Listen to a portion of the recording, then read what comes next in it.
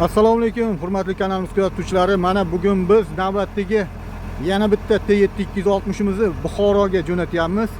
Tanidinglarmi yo'qmi? Baxtinur aka. Bir hafta emas, 2 hafta oldin chiquvdilar. Ana akamizga traktor yoqib qopti, yana kelib olib ketyaptilar. Baxtinur aka, endi ali sizni oldingi demak videozni ko'rmaganlarga endi o'zingizni yana boshqatdan tanishtirib yuborasiz. Assalomu alaykum, yaxshimisizlar? Men shu Buxoro viloyati Romitan tuman Qo'qiston qishlog'idan 20 kun oldin birinchisini oldim, mana bugun ikkinchisini olyapmiz.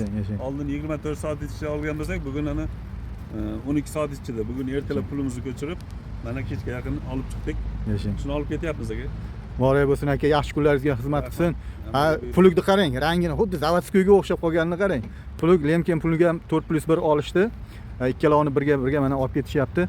Yaxshi kuninglarga buyursin aka, sog' bo'ling, salomat bo'ling, yaxshi yetib olinglar.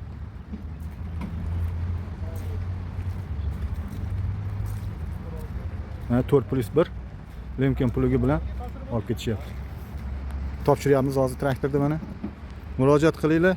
Xudo xolasa mana mikrolizing orqali yoki bank kredit orqali harakat qilib behijolat olib ketsanglar bo'ladi.